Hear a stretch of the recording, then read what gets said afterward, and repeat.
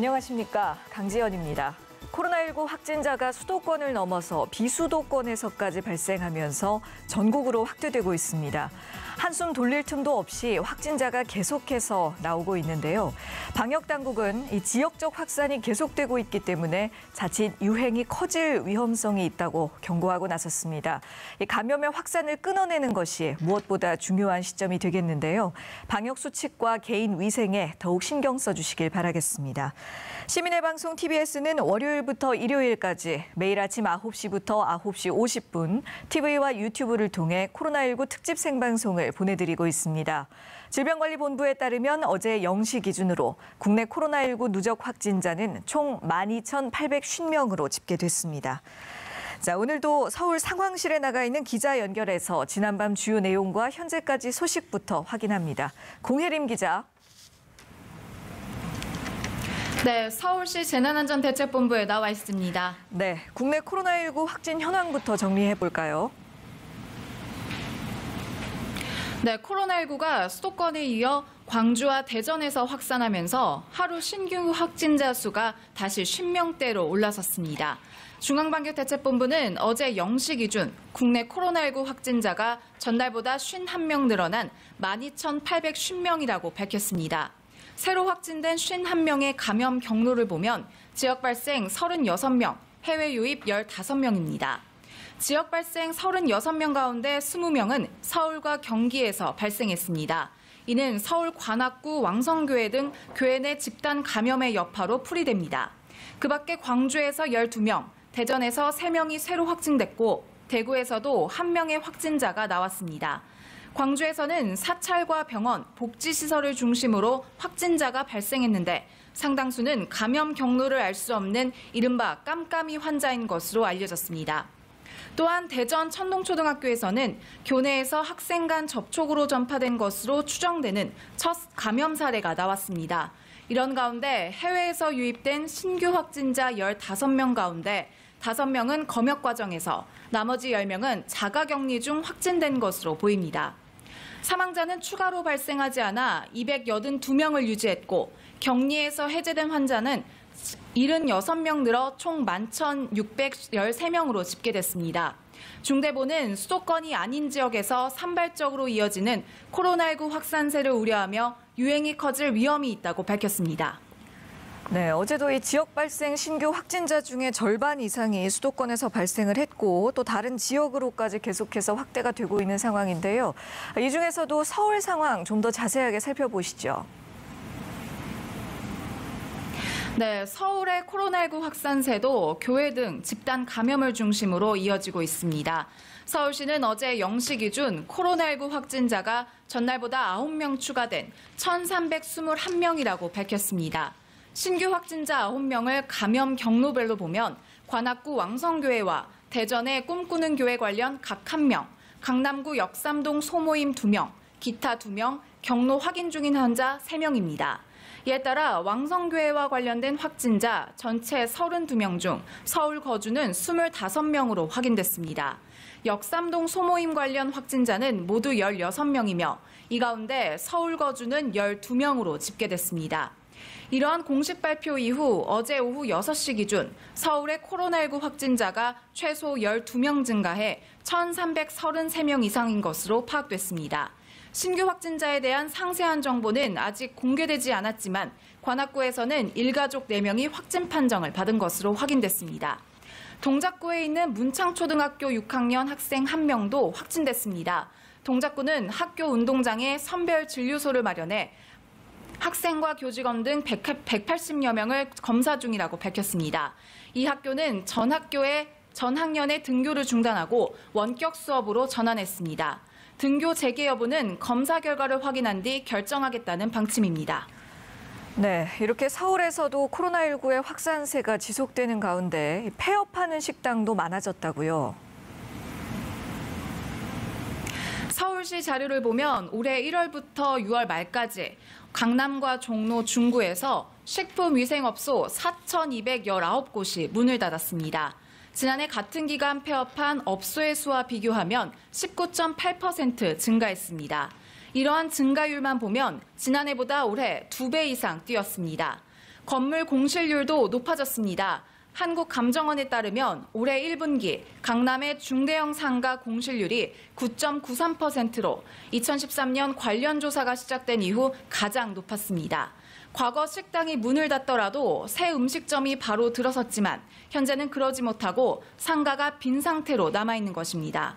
이는 코로나19에 장사를 아예 접는 자영업자가 늘어난 것으로 풀이됩니다. 네, 이 코로나19가 또 서민들에게 경제적으로 미치는 타격이 상당히 큰 상황입니다. 그런가 하면 이 경기 지역 코로나19 현황은 어떻습니까? 네, 경기 지역도 종교 소모임을 중심으로 코로나19 확산세가 이어지고 있습니다. 경기도는 어제 오후 2시 기준 도내 코로나19 확진자가 0시 이후 4명 증가한 1,227명이라고 밝혔습니다. 집단 감염이 발생한 서울 관악구의 왕성교회 관련 확진자가 성남과 수원에서 발생하면서 경기 지역 내 왕성교회 관련 확진자는 최소 8명이라고 설명했습니다. 또한 과천과 수원에서는 수원의 교인 모임과 관련된 신규 확진자가 2명 더 발생해 이와 관련된 도내 확진자는 9명으로 늘었다고 파악했습니다. 안양에 있는 주영광교회 관련 경기도 내 확진자는 1명이 늘어 22명이 됐습니다. 이러한 상황에 경기도는 최근 방역수칙 준수가 상대적으로 허술하고 취약한 소모임을 통해 감염 전파가 빠르게 확산하고 있다며 특히 종교시설 소모임에 따른 지역사회 감염이 늘고 있다고 우려했습니다. 그러면서 모임을 자제하고 생활 방역수칙을 지켜달라고 거듭 당부했습니다. 네. 이런 가운데 민주노총은 이번 주 토요일 여의도공원 일대에서 대규모 집회를 하겠다고 예고했죠. 네, 민주노총은 오는 4일 오후 3시부터 6시까지 여의도공원 일대에서 전국 노동자 대회를 열고 모든 해고 금지 등을 요구하기로 밝혔습니다. 이번 집회에는 5만 명이 참가할 것으로 내다봤는데요. 이에 서울시는 코로나19 전파 가능성을 우려하며 민주노총에 자발적인 집회 취소를 요청했습니다. 서울시는 민주노총에 지속적으로 집회 자제 요청을 해왔지만 민주노총은 개최 여부에 대한 입장을 명확히 표명하지 않았다며 민주노총이 대규모 집회를 자발적으로 취소하지 않으면 감염병 예방법에 따라 집회 금지 등 행정명령을 취할 것이라고 밝혔습니다. 이에 민노총은 오는 4일 대규모 집회를 위한 방역수칙을 홈페이지에 올리며 집회를 취소할 뜻이 없음을 우회적으로 나타냈습니다. 지금까지 서울시 재난안전대책본부에서 전해드렸습니다. 네, 공혜림 기자 수고하셨습니다. 계속해서 코로나19에 대해 좀 더 자세한 이야기들 나눠보겠습니다. TBS 보도본부의 곽자연 기자와 함께합니다. 어서 오십시오. 네, 안녕하세요. 여전히 곳곳에서 확진자들이 늘어나고 있다는 소식 앞서서 전해드렸습니다. 서울에서는 종교 모임에서 확진자들이 계속 발생하고 있고 또 대규모 확진자가 발생한 광주는 어제 전국 최초로 사회적 거리두기 2단계를 발령하기도 했죠. 네, 광주에서 어제 0시 기준으로 확진자가 12명이 나왔고요. 어제 하루 16명의 추가 확진자가 발생을 했습니다. 요양시설과 교회, 사찰, 또 방문 판매 업체 등 다양한 연결고리를 중심으로 확진자들이 좀 계속 늘어나고 있는 추세고요. 이에 따라 광주시와 교육청 등 22개 유관기관은 긴급 대책 회의 끝에 방역 단계를 사회적 거리두기 2단계로 격상했습니다. 이에 따라서 이제 실내의 경우에는 50인 이상, 실외에서는 100인 이상 모이는 모임이나 행사가 전면 금지가 되고요. 또 공공기관에서 운영하는 다중 이용시설도 오늘부터 15일까지 문을 닫습니다.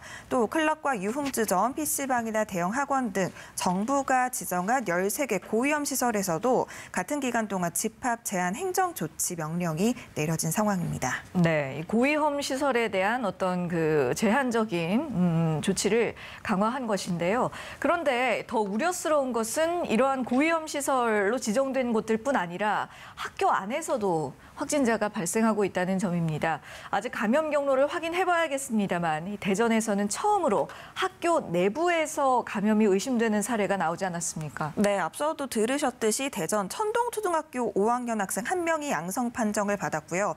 이어서 같은 반 학생 1명, 또 다른 반 학생 1명, 이렇게 총 2명이 전파가 됐습니다.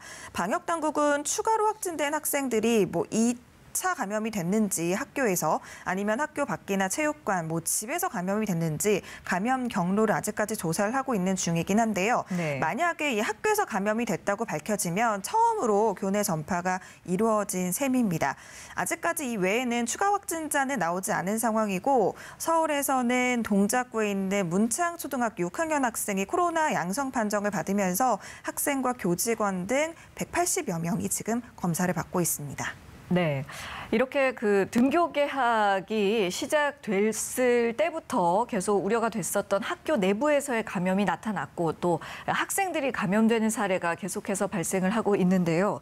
관련해서 방역 당국이 학교 안에서 준수해야 하는 방역 수칙들 다시 한번 강조를 했다고요. 네, 학생과 교직원 모두에게 해당이 되는 내용입니다. 가장 기본적인 내용인데 또 강력하게 요청을 했습니다. 학교에 가기 전에 발열이나 호흡기 증상이 있다면 등교나 출근을 하지 않아야 한다고 했고요. 또 마스크를 꼭 착용하고 손 씻기와 기침 예절을 잘 지켜달라고 강조했습니다. 교실에 들어가기 전에는 발열 검사를 받는데요. 여기서 37.5도 이상이 나오거나 또 의심 증상이 있다면 보건용 마스크를 꼭 착용해야 하고 별도의 장소에 대기를 해야 하는데요. 이후에는 계속 선별 검사가 좀 이루어져야 한다고 권고를 했습니다. 또 학생들의 경우에는 노래방이나 PC방 이런 출입을 좀 자제를 했고요. 교직원들의 클럽이나 주점, 노래 연습장 이런 다중이용 시설의 방문을 자제해달라고 전했습니다. 그래요. 우리나라뿐만 아니라 또 세계 여러 나라들에서 지금 등교 수업이 진행되고 있다 보니까 어린이와 성인의 코로나19 감염에 대한 연구들도 많이 이뤄지고 있거든요. 전파력 측면에서만 보면 어린이들이 성인보다 더 전파력이 낮다. 그러니까 그 전파력이 약하다. 이런 주장들이 있더라고요. 네, 이런 주장은 맨 처음에 이제 영국에서 먼저 나왔습니다. 지난 1월이죠.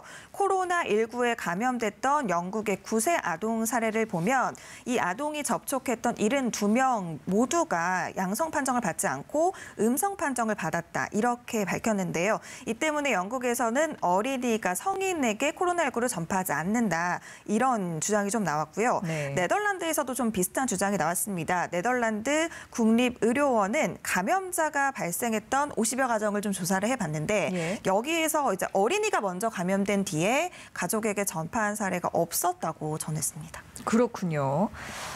이런 연구 결과가 맞다고 하면 어른들이 더욱더 이 코로나19를 전파하지 않도록 더욱더 주의를 기울여야 할 것 같은데요. 여기에 대해서 우리 방역 당국은 어떻게 보고 있는지 궁금해지네요. 네, 중대본은 어린이들도 어른에게 감염을 시키는지에 대해서 또 분석을 했다고 밝혔는데 아무래도 어른들이 사회활동을 조금 많이 하기 때문에 먼저 감염이 되고 그 뒤에 어린이들에게 전파가 되는 가능성이 좀 훨씬 많았다. 이렇게 전했습니다. 하지만 반대로 아이들이 어른들에게 전파를 했던 사례가 있다고도 밝히면서 활동량의 차이에 따라서 좀 노출되는 범위가 다르기 때문에 이런 결과가 나오지 않았나 하는 의견을 좀 전달을 했습니다. 종합을 해보자면 어디에서 얼마나 또 누구와 어떻게 접촉을 하고 노출이 됐느냐에 따라서 좀 다른 결과가 나오는 것으로 알려졌습니다. 네, 그렇군요. 자, 다른 이야기로 넘어가 보겠습니다. 우리 방역 당국이 코로나19 감염 확산 차단을 위해서 안전신문고를 운영하기로 했다면서요? 네, 방대본이 어제부터 안전신문고를 통해서 코로나19와 관련된 신고나 제보를 받는다고 밝혔습니다. 방역 당국의 방역망을 피해가는 사각지대를 조금 더 줄여보겠다 이런 취지인데요. 이렇게 신고되는 곳에 대해서는 현장 점검을 통해서 신속하게 대응을 하겠다고 밝혔고 의견 수렴도 좀 철저히 해서 방역 수칙을 좀 반영하겠다 이렇게 밝혔습니다. 인터넷 포털 사이트에서 이 안전신문고를 검색을 하면 들어갈 수가 있죠. 잘 활용해 보시길 바라겠습니다. 그런가 하면 코로나19의 사각지대로 꼽혀왔던 대표적인 장소 중 하나가 바로 음식점입니다. 그래서 정부가 음식점 방역 수칙을 세분화했다고 하는데요. 이건 어떤 내용인가요? 네, 지난 5월에 경기도 이제 뷔페 식당에서 많은 분들이 감염이 됐던 사례 다들 기억을 하실 겁니다. 이처럼 음식점, 특히 뷔페 식당 같은 경우는 코로나19에 특히 더 취약한데요. 방대본이 어제 음식점의 종류에 따라서 방역 수칙을 좀 세분화해서 발표를 했습니다. 일단 음식 제공의 형태나 공간 구조 같은 것들이 매장마다 굉장히 다르기 때문에 모든 음식점에 일률적으로 같은 지침을 적용을 할 수는 없다 이렇게 판단을 했고요. 그래서 뷔페나 단체 식당, 일반 식당 이렇게 크게 세 부류로 나눴습니다. 자세하게 보면 뷔페에서는 음식을 가지러 이동을 할 때에도 마스크를 꼭 착용해야 한다 이렇게 권고했고 단체 식당에서는 시차제를 운영하도록 했고 일반 식당에서는 또 개별 접시를 제공하도록 해서 침방울로 인한 전파 가능성을 조금 낮췄습니다. 예. 어제 저희 방송에서도 한 전문가분이 또 영국에서 내놓은 그 생활 지침을 소개를 해주셨는데 네. 굉장히 이런 행동은 해야 하고 이렇게는 해서는 안 되고 굉장히 구체적이더라고요. 그렇죠. 근데 이렇게 구체적인 세부 지침을 가이드라인을 제공해줄수록 또 국민들의 혼란이 덜해지는 것은 사실인 것 같습니다.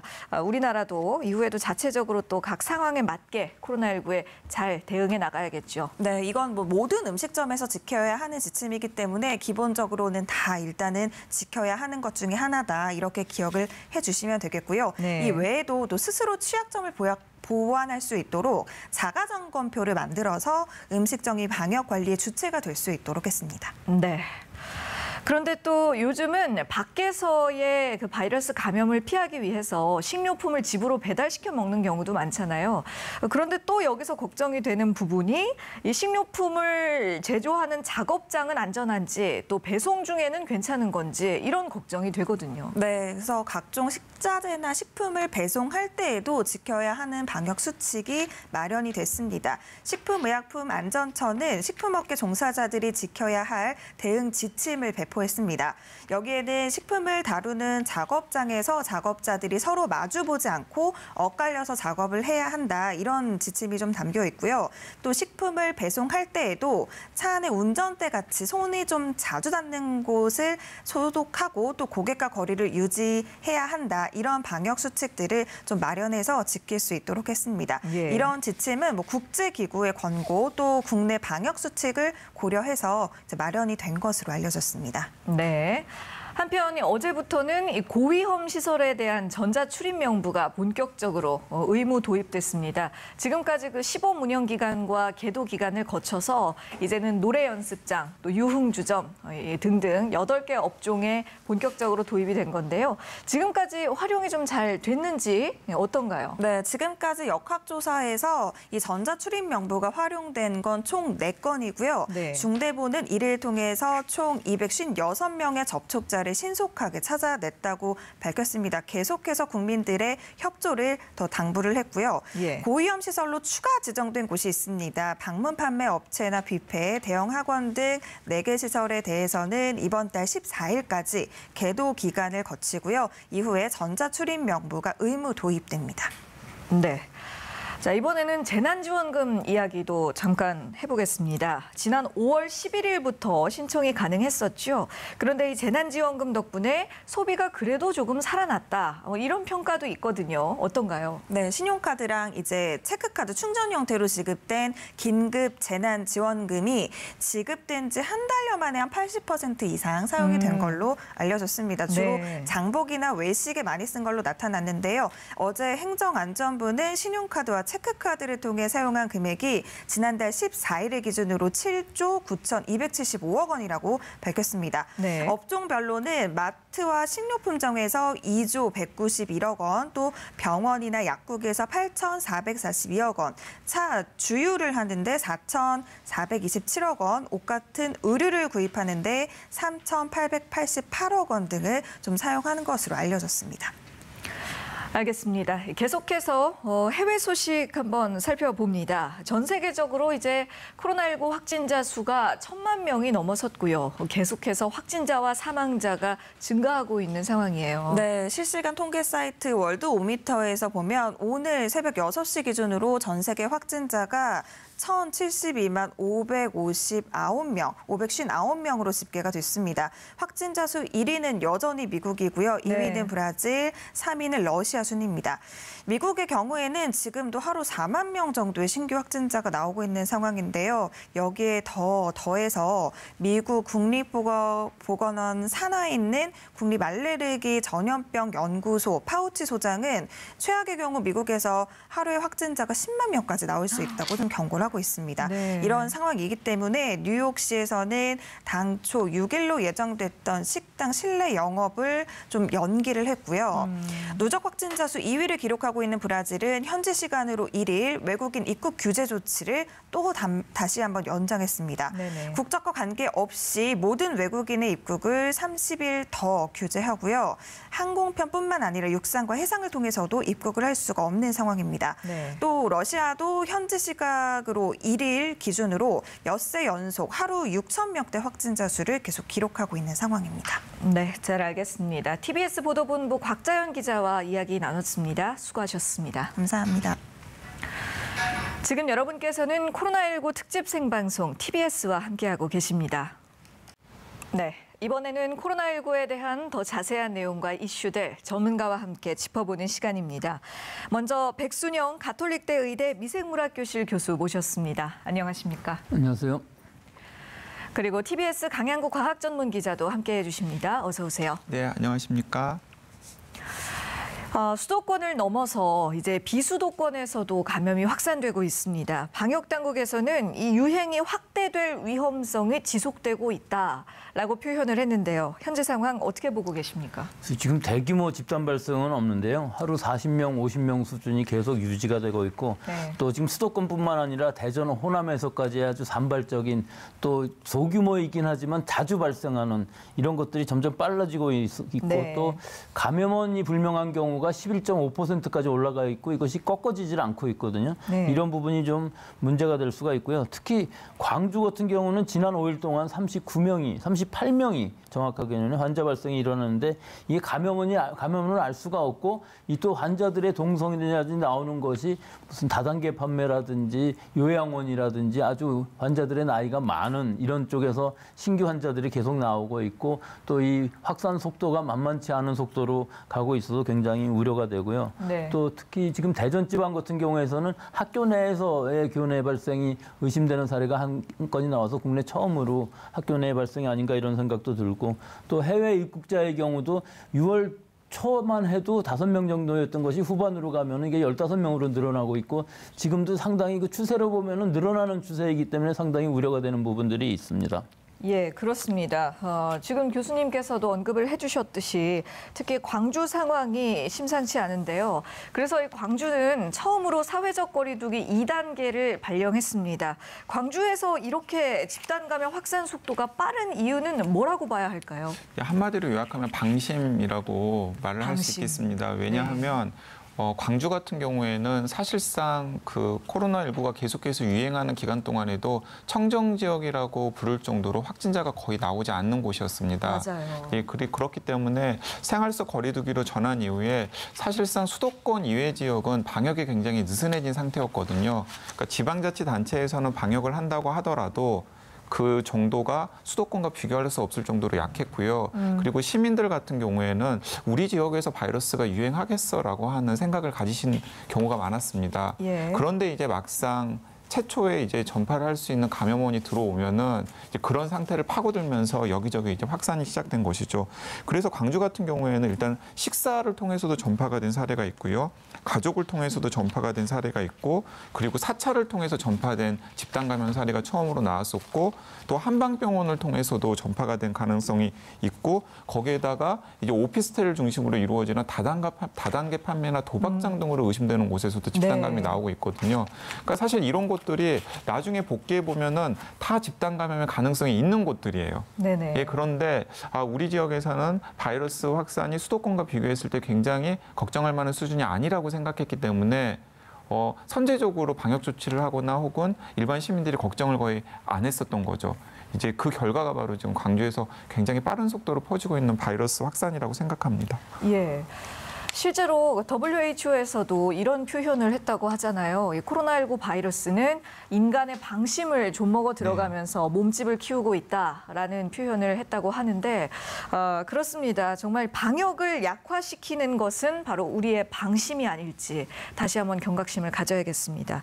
그런가 하면 또 코로나19 의심 증상이 있는데도 불구하고 제주도로 여행을 갔던 70대 여성이 확진 판정을 받았다는 소식입니다. 최근에 이 해외로 나간 나가는 것이 어렵다 보니까 제주도 여행 가시는 분들 많은데요. 좀 걱정이 되는 대목이에요. 그래서 제주도는 계속 지금 걱정이 되고 있지만 뭐 하여튼 큰 발생은 없었습니다만 예. 지금 이 상황도 20일에서 24일 사이에 3박 편으로 사실은 페리이기 때문에 차를 싣고서 제주도를 갔거든요. 근데 문제는 증상이 있었다는 것이 중요한 문제가 될 그러게 수가 말입니다. 있는 것이죠. 네. 일단은 자기 차로 관광을 했고 마스크를 계속 쓰고 있었다고 하니까 사실 뭐 지역사회 감염까지는 어려울 수 있겠다 하지만 그 노출됐던 부분들은 모두 검사를 해야 되니까 아주 예. 문제가 될 수가 있는데 식사도 했을 것이고요. 예, 식사도 했을 것이고 네. 여러 사람들 접촉은 있었을 것으로 분명히 보이지만 증상이 있었고 또 노출이 됐었다는 게 중요한 부분이고 결국은 돌아온 다음에 27일 날 장염으로 입원을 하셨는데 이 부분도 좀 문제가 될 수가 있는 것이죠.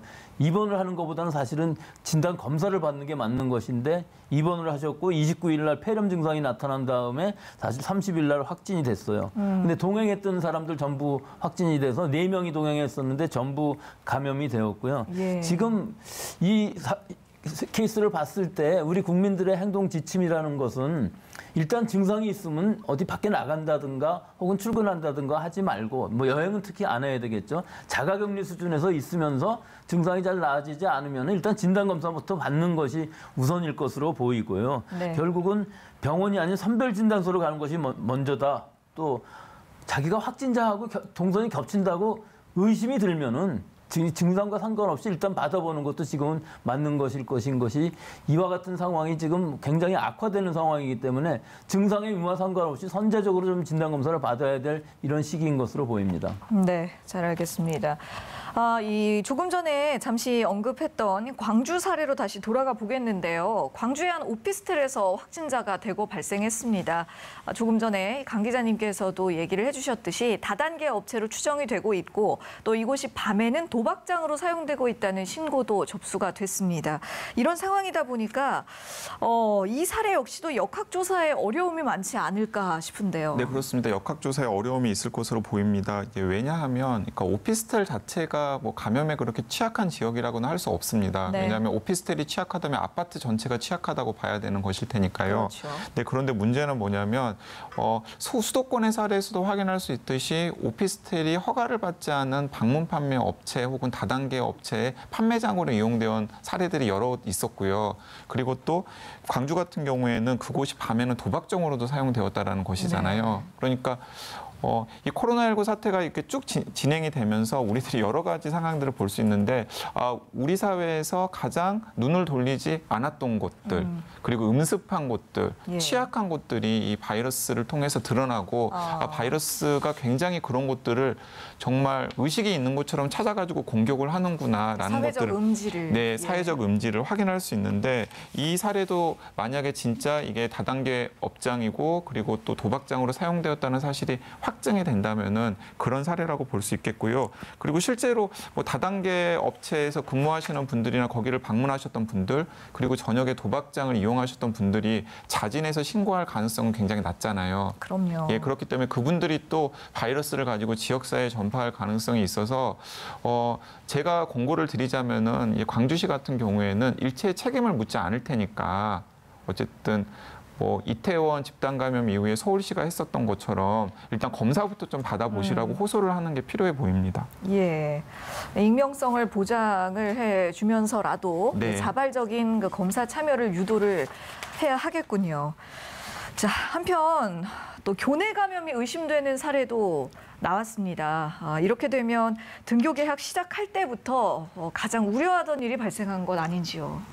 아직까지는 2차 감염, 교내에서 2차 감염이 없었었는데요. 이 대전 천동초등학교 5학년 학생 한 명이 감염이 됐는데 30일 날 확진이 됐는데 1일 날 같은 학년 2명이 더 감염이 확진이 되었어요. 근데 그 중에 한 명은 같은 반이고 한 명은 같은 반이 아니거든요. 네. 같은 반인 학생이 아마 22일, 24일 날 등교를 했었기 때문에 이때 노출된 것이 아닌가 이렇게 의심이 되고 있는데 다른 한 명은 합기도 도장에서 교회에서 감염이 되었었다고 이렇게 생각이 되는 의심이 되는데 네. 실제로 이게 교내냐 교회가 그렇게 중요한 것 같지는 않지만 어찌됐든 노출된 곳이 22일에서 24일 사이에 학교일 가능성이 굉장히 높아서 지금으로서는 아마 국내에서 처음으로 학교 내에서의 감염된 사례라고 이제 볼 수는 있을 것 같은데 아직 역학조사는 완전히 끝나지는 않았습니다. 예. 하지만 다행인 것은 그 이외의 전학년의 학생들 지금 다 하고 있는데 적어도 5학년 학생들 안에서는 한 명도 안 나왔다는 것은 더 이상의 감염이 일어나는 것은 아마 제한적이라고 보이기 때문에 안심이 되는 부분이지만 네. 실제 이 대전에서의 이 확산세가 굉장히 무서웠었는데 어느 정도 잦아들었어요. 예, 예. 근데 이 부분이 얼마나 앞으로 확산될지 이 대전의 바이러스가 좀 다른지 아닌지 지금 검사 중이기 때문에 이 부분들을 좀 지켜봐야 되겠습니다. 네.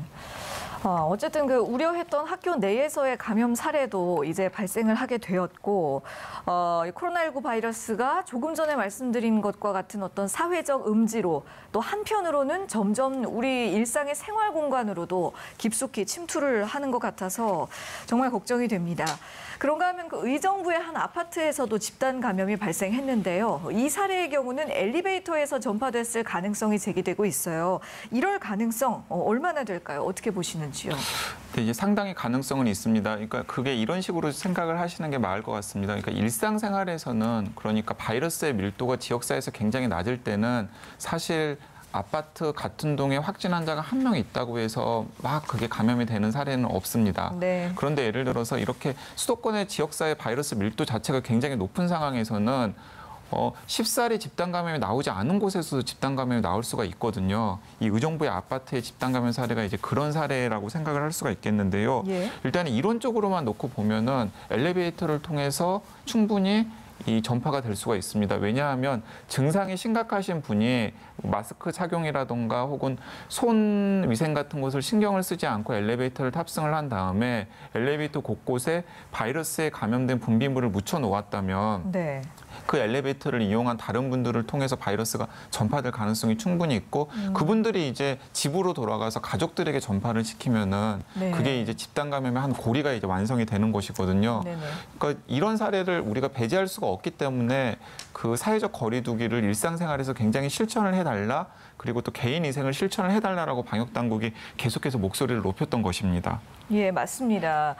이렇게 지금 전문가분들과 살펴보고 있는 사례들, 뭐 교내 감염 의심 사례라든가 또 엘리베이터 같은 아파트 공용 공간을 통한 전파 가능성, 이런 여러 가지 사례들이 자꾸만 발생을 하다 보니까 사회적 거리두기를 정말 2단계로 격상시켜야 하는 게 아니냐라는 의견도 많아지고 있거든요. 이에 대해서 두 분은 어떤 생각이신지 궁금하네요. 그렇죠. 지금 현재 상황을 보면은 거의 40명, 50명 수준으로 환자가 나오고 있기 때문에 1단계인 것은 맞지만 예. 그 이외에 다른 조건들을 보면은 감염원 불명인 환자들이 11%를 넘고 있고요. 사실 방역 당국의 통제 안에 들어가 있는 환자 수가 80% 이상이라 해야 되는데 지금 그걸 못 찾고 있어요. 지금 네네. 감염원 불명이 더 많아지고 있다는 것을 뜻하는 것이죠. 네. 그래서 지금 이 상황을 보면은 1단계를 약간 벗어나고 있는 상황이라고 볼 수가 있는 것이죠. 그렇지만 2단계로 만약에 전국적으로 올린다고 그러면은 실내에서 50명 이상, 실외에서 100명 이상 모임 금지를 하는 것뿐만 아니라 등교 계약하는 것도 인원수를 굉장히 줄여야 될 것 같고요. 네. 지금 이번 주에 한다는 그 야구라든지 뭐 이런 프로 운동 경기에 관중을 없애야 되는 것이고, 즉 이 사회 경제적 부담이 상당히 많이 커지는 것, 또 국민들의 부담이 커지는 건 분명한 것 같아요. 그래서 지금 상황에서 보면은 어떻게 하든지 1단계를 유지하면서 지역적으로는 좀 노출이 많고 환자 확산세가 심상치 않은 경우, 즉 광주 같은 경우는 지금 지역적으로 2단계로 가고 있거든요. 네. 그러니까 이런 상황이 계속 벌어지고 있기 때문에 지역적으로 번갈아가면서 나타나니까 전국적으로 할 것은 아니고 지역적으로 어느 정도 2단계로 가는 이런 상황이 맞을 것 같습니다. 예, 그 일괄적으로 2단계로 격상을 하게 된다면 또다시 사회적 부담과 어떤 그 혼란이 가중될 수 있기 때문에 최대한 1단계 상태를 유지하되 광주의 케이스처럼 이제 지역별로 좀 차등 적용을 하는 것이 좋겠다는 의견이셨고요.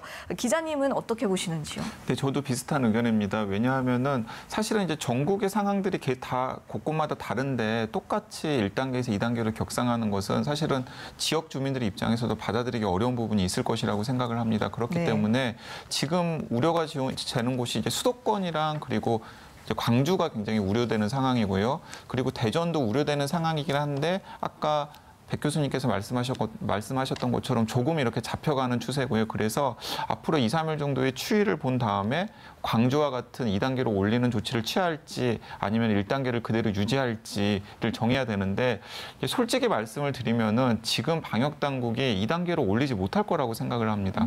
왜냐하면 이제 계속해서 시민들에게 관리가 되고 있다라고 이야기를 해야 않는데 네. 갑자기 2단계로 올릴 수 없는 정치적 부담도 분명히 있으리라고 생각을 해요. 그렇기 때문에 이제 그런 정치적 부담까지를 고려한다면은 어쨌든 지금 수준에서 최대한 방어를 하면서 제가 생각하기에는 피해를 최소화하는 전략을 좀 요령 있게 고민해야 되지 않을까 생각이 됩니다.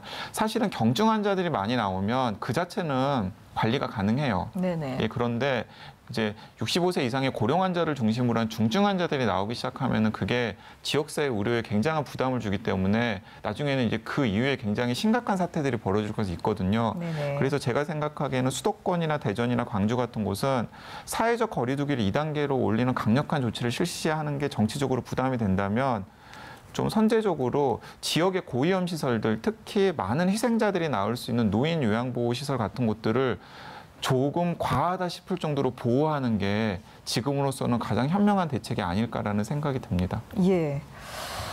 지역별로 이 고위험 시설을 중심으로 강력한 선제적 조치를 취함으로써 현재 그 피해를 최소화하는 방향으로 네. 노력을 해야 된다는 말씀이신 것이죠. 예.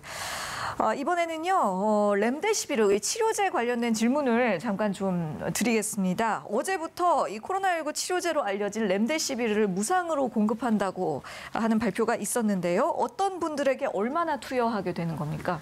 이 약이 사실은 우리나라에서 승인된 약은 아닙니다. 특례 그래요? 수입 절차에 의해서 예. 일단 수입해서 쓰겠다는 얘기고 길리아드 사이언스 코리아에서 국내에 일단 이번 한 달은 무상으로 공연을 한다고 그랬으니까 사실은 쓸 수는 있죠.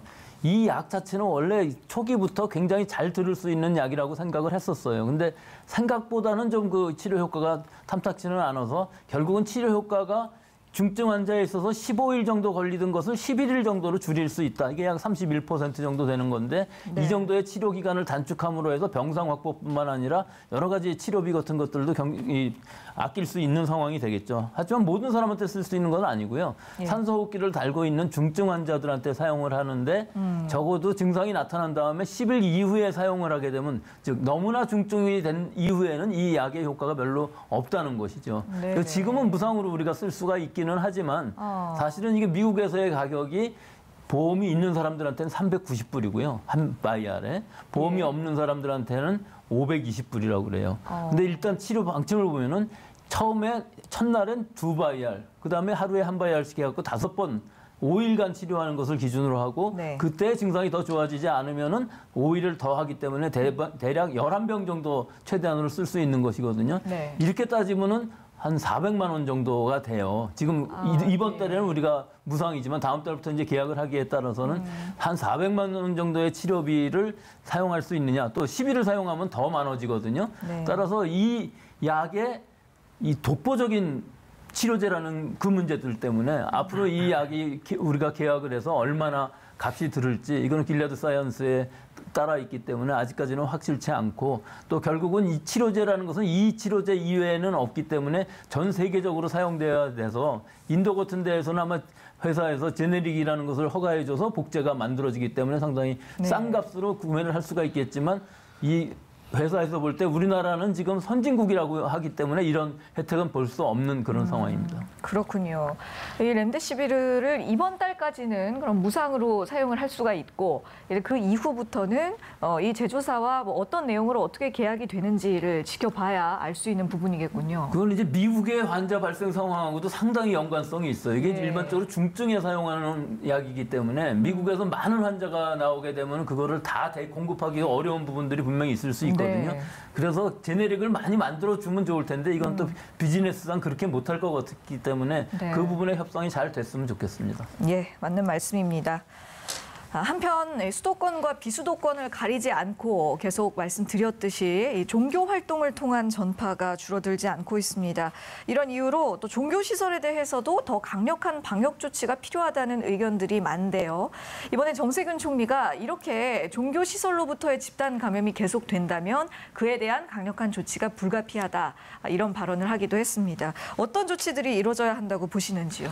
지금까지 종교 시설을 통한 집단 감염 사례들을 살펴보면은 위험한 곳이 딱 두 곳입니다. 하나는 무엇이냐면 오히려 규모가 큰 대형 종교시설보다는 굉장히 규모가 작고 영세한 개척교회 같은 소규모 종교시설이나 사찰 같은 곳들. 네. 그러니까 아무래도 대면 접촉이 많을 수밖에 없는 소규모 종교시설이 훨씬 더 감염에 취약하다라는 사실이 확인이 되었고요. 네. 그리고 또 다른 하나는 대형 종교시설의 경우에도 본 예배, 그러니까 많은 사람들이 모여가지고 예배를 보는 일요일 예배 같은 시간에 집단 감염이 일어나는 것이 아니라 뭐 성가대 연습이라든지 성경 공부 모임이라든지 구역 모임이라든지 이런 작은 소규모 모임들에서 집단 감염이 일어날 수 있다라는 사실들이 확인이 되었거든요.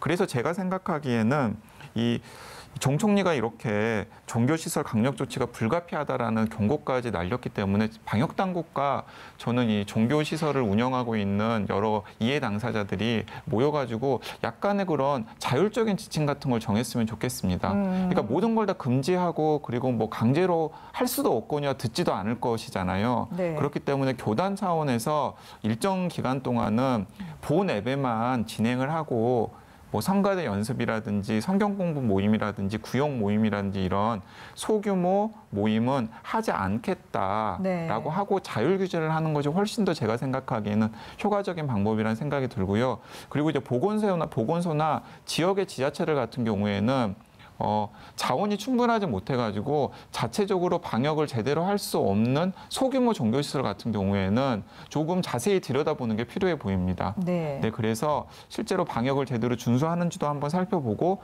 그리고 또 만약에 방역을 준수하지 못하는 것들이 있다면은 좀 지원도 해주고 좀 이런 것들이 필요하지. 이런 식으로 뭐 다 막으면 분명히 또 음지에서 모여가지고 무엇인가를 할 가능성이 크거든요. 네, 네. 그렇죠. 종교시설의 경우에도 어떤 그 규모라던가 그 각각의 어떤 상황, 환경에 따라서 뭐 제한을 하기도 하고 지원을 하기도 하고 또 관리 점검을 더 강화한다든가 하는 좀 세부적인 맞춤형 그런 방역 대책들이 필요하겠네요. 제가 조금만 덧붙이자면은 네네. 왜 이제 이런 조치가 필요하냐면은 이제 종교시설, 지역의 종교시설 같은 경우에는 사실은 지역에 고립되어 있는 어르신들이 유일하게 소통할 수 있는 창구이기도 합니다. 그렇기 때문에 만약에 그분들에게 이런 소통 창구까지도 그냥 아예 없애버린다면은 거기서 또 생길 수 있는 여러 가지 문제들이 나타날 수 있거든요. 그렇기 때문에 지금 어쨌거나 무작정 막는 것으로는 해결이 되지 않는다라는 사실이 계속해서 드러나 있기 때문에 이런 좀 상황과 여건에 맞는 방역 대책들이 좀 필요하지 않나 하는 생각이 듭니다. 이런 게 오히려 현실적인 방안 같습니다. 예, 그렇습니다. 이렇게 종교시설뿐만 아니라 또 음식점과 관련해서도 정부가 유형별로 세부적인 방역 지침을 내놨습니다. 앞서서 TBS 곽자연 기자와 내용 자세하게 살펴보기도 했는데요. 얼마나 실효성이 있을까요? 이게 그 많은 식당을 다 어떤 방침을 정할 수는 없을 것이고요. 일반적으로 지금 일반 식당, 단체 식당, 뷔페 식당 이렇게 나눴는데 여기서 제일 중요한 것이 아마 뷔페 식당들이 문제가 될 수 있을 것 같아요. 그렇죠. 즉 일반 식당인 경우에 있어서는 각자 업주들이 어떻게 개인적으로 하지 않는 한 여러 가지 방침이 잘 안 맞을 경우가 많이 있고 다 다를 수가 있는데 비해서 뷔페 식당 같은 경우는 사실 대규모 뷔페 식당들은 또 어떤 방침을 마련할 수가 있어요. 근데 예를 들어서 소규모의 뷔페 식당들은 많거든요. 뭐 대략 값으로 치면은 뭐 4,000원부터 7,000원 사이에 뭐 이 정도 뷔페 식당들 굉장히 많거든요, 우리나라에. 아주 저렴한 가격으로 많은 사람들이 음식을 먹을 수 있는 건 좋은데 같은 동선 안에서 많은 사람들이 움직이면서 또 같은 여러 가지 집기들을 사용하는 이 위험성을 어떻게 줄일 수 있느냐 하는 것이 굉장히 중요한 부분들이 될 수가 있고요.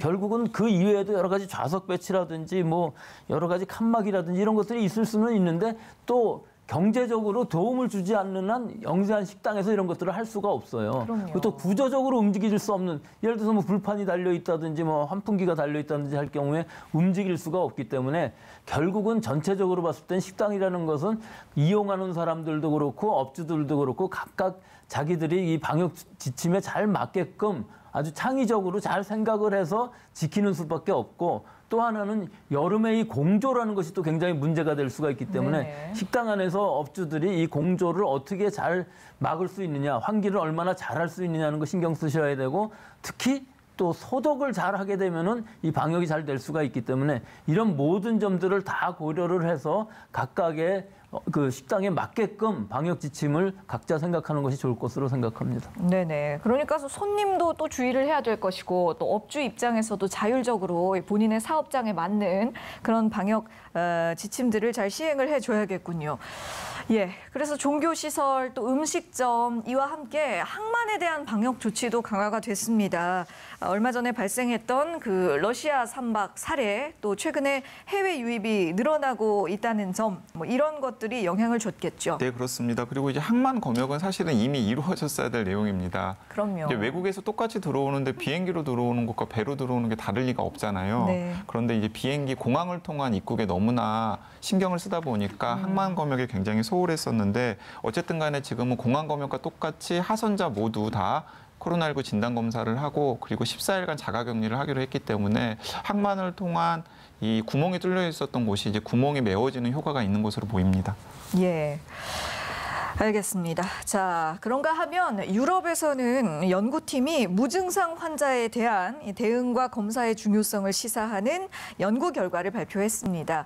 증상의 유무를 떠나서 모든 시민을 대상으로 검사를 하는 것이 바이러스를 통제하는 하나의 방법이다라고 했다는데요. 이건 어떤 내용인지 교수님께서 정리해 주시죠. 이건 사실 증상이 나타나지 않은 환자들을 찾아갖고서 검사를 하는 것은 우리나라가 지금 유일한 것이거든요. 네. 이 연구는 이탈리아와 영국이 같이 연구를 했는데요. 이탈리아의 확진자가 처음 나온 마을에서 검사를 해보니까 약 40% 정도가 무증상이었다 하는 것이죠.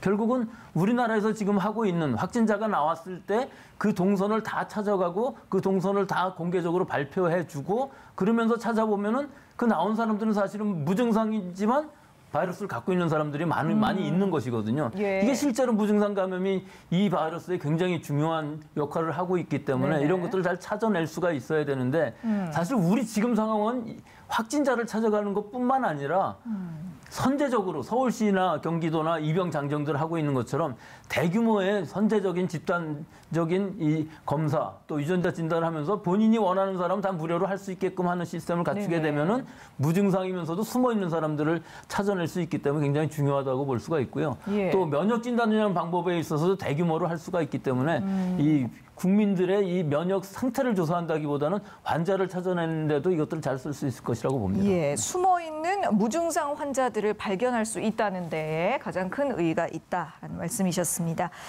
네, 지금까지 백순영 가톨릭대 의대 미생물학 교실 교수, 또 강양구 TBS 과학 전문 기자와 말씀 나눴습니다. 두 분 수고하셨습니다. 오늘 준비한 내용은 여기까지입니다. 건강한 하루 보내시고요. 시청해 주셔서 고맙습니다.